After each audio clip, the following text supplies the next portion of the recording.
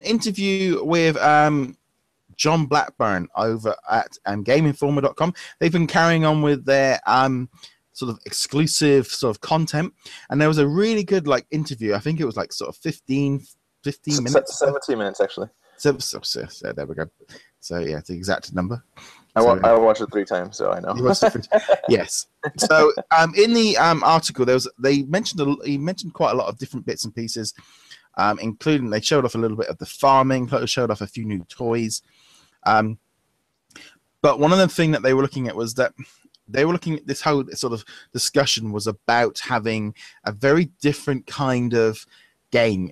They've been stuck in doing licensed movie games for a long time, and some of them weren't quite doing as well as they were hoping for.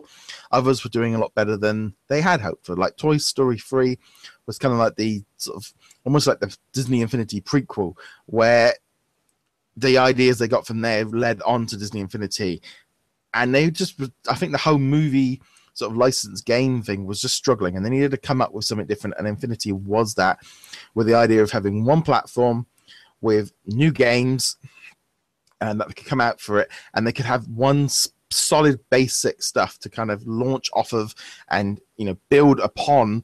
And he even said it's a 5 to 10 year plan. So yep.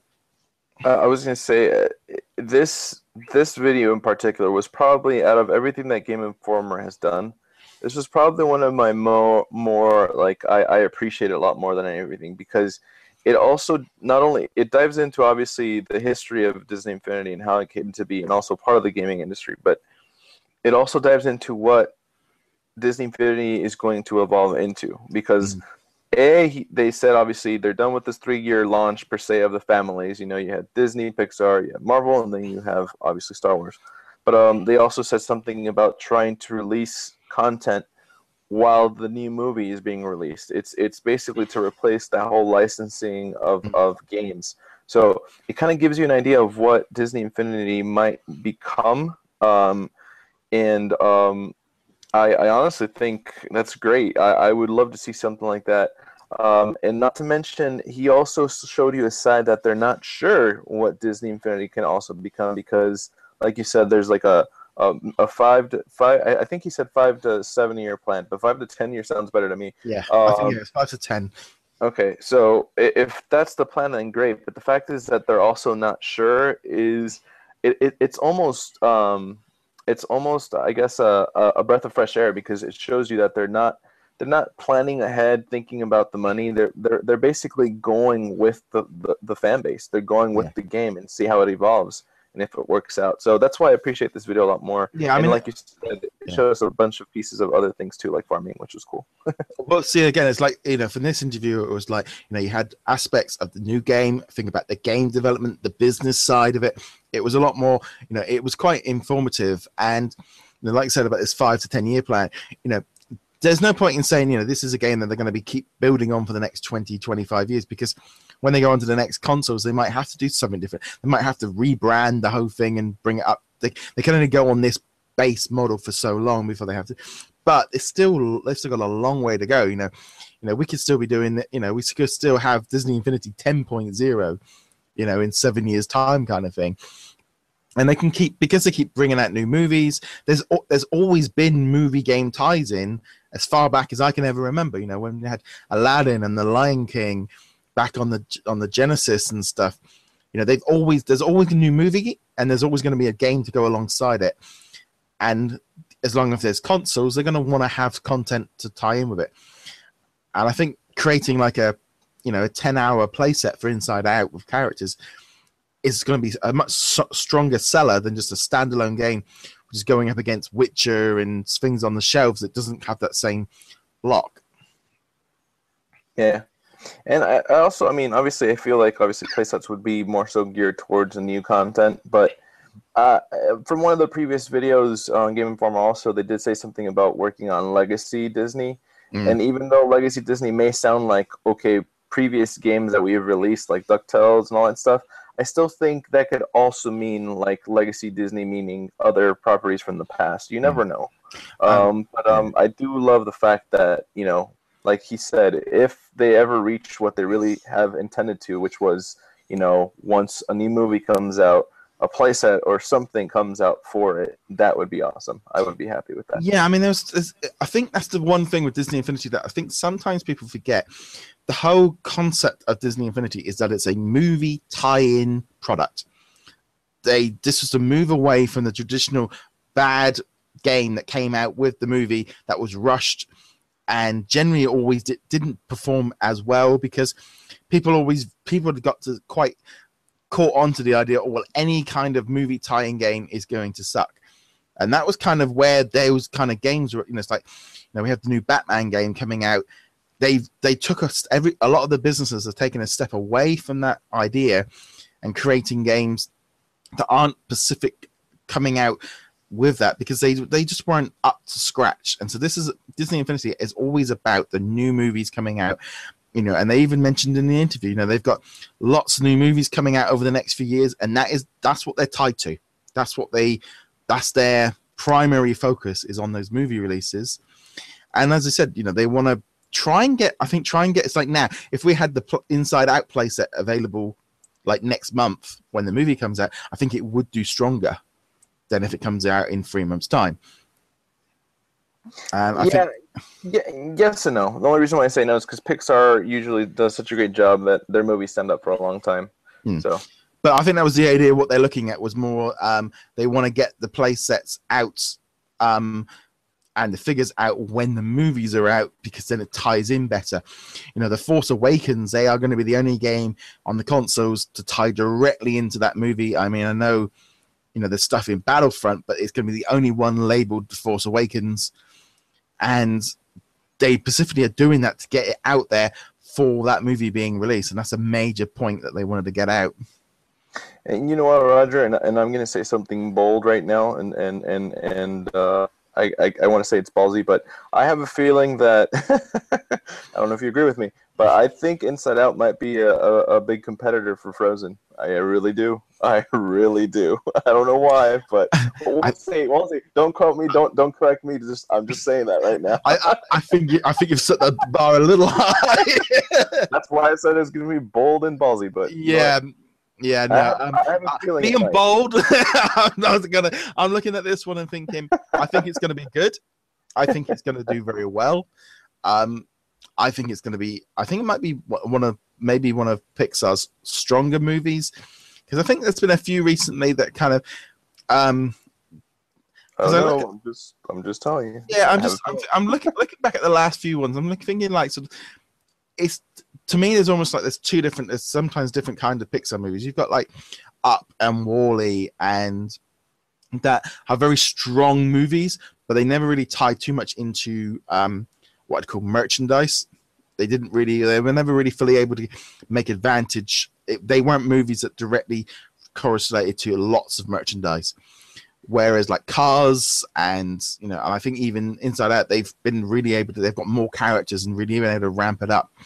But no, I'm really looking forward to seeing how they develop the platform. And I think until they get rid of the legacy consoles, they can't fully go into a fully updatable platform just yet. I think it'll be interesting what happens with Lego, but I don't think they can do that just yet with the consoles that we've got now.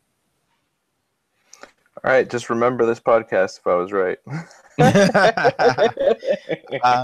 Episode 44, guys. Yeah, I mean, because John pretty much said, they're looking at ways of trying to get the content out differently, and they keep mentioning this, and they're wondering if it's trying to set the seed for maybe a future version where maybe we just get updates to the software when new stuff comes out, because it would make more sense than what they're doing at the minute. No, yeah, I agree with you. I think that's one thing that he did say in that video that totally stood out to me. It's like, I think that's what they wanted it to be in the first place. It was something where they launched this platform, and then, we don't need a new software just all the time. All we do is just give you a new content every movie release, and I assume you would be downloading patches to it. But yeah, so it looks interesting. Yeah, I mean, it's that kind of thing, isn't it? I think until they get people fully into updating and having consoles on, and I think while we still got the older consoles, it's not quite as easy to do. I don't know. I still disagree with that statement. I do feel that there's, at least nowadays, I still think there's like about 75 to 80% of the people are now connected. Yeah. It's just the way to do it. Everybody does it now. So And in some ways, I can't see how in long term these discs are not going to be around forever. They are going to make the jump to digital at some point, but I don't think it's in this span of game cycle. yeah, as long as people like to hoard things like we do because we collect toys and stuff, but people are still going to hoard movies and discs and stuff Yeah. like that. So until that whole trend disappears, we won't see anything straight digital. No, I must admit, and I'm going to be. This is one of those things that this week I had what I would call a moment with. We went out on Monday to try and buy The Witcher on PlayStation 4. Sold out in all the supermarkets. We went in 3 different supermarkets, all sold out. So I was going, well, shall I just download the digital version? And I was looking at it going, well, it's the same price as the disc, but actually the disc in the store was £5 cheaper. So I eventually brought the disc version on my day off because I thought, well, by the time I download the 40 gigs, it's probably going to be quicker just for me to wait 2 days. And it's like I opened the disc up, and it's got, it had a soundtrack CD, it had a manual in it, it had all this, and then I can take it in to be traded in if I didn't like the game. I'm thinking, well, if I brought the digital version, I'm paying the same price, I'm getting less content, and I can't do anything with it. The digital version didn't stack up. Now, if the digital version had been £10-15 cheaper, I would have jumped on it. And right. That is what the thing we keep bringing up with digital is the console makers are looking at it. It's like, well, we're going to charge you full retail price at launch, but all the other stores are all doing all this, and even you look in my wife goes, well, why is it more expensive to digital? You haven't got any packaging, you haven't got any, you've got all that a load of rubbish in that box that you've paid for. Why is it more? And I think until they get rid of that with digital, then they can't really fully move forward. No, I agree, but ultimately, the cool thing is though, it's like we see this vision from Blackburn, and we hope that maybe later on in the future we won't need to buy a game disc, but maybe we'll still get content. So yeah, I mean, they've said now that the team is now increased in size to almost 500 people are now working on this game between all the different software companies. Yeah. No, yeah, that's including the developers. That's right. No, that's awesome. I mean, it shows you that they're doing well, and Infinity is doing amazing. So, I mean, yeah. I think also this was relatively new, obviously, but they did mention in one of the previous videos that they have an in-house 3D printer now. So I guess that has also helped out, this game doing so well that they can have an own in-house printer. So one of the quick things I saw in the video was a Wall-E chair that they could drive around on, and there's farming really cool footage and sort of enlarging Mickey's head. But it's still that same thing of, because I think a lot of people are starting to feel this, that sort of 2.0 almost was the original game did so well and worked out to the plan of what they wanted. So they started setting all these wheels in motion to what's going to be happening in the future, getting all these different developers on.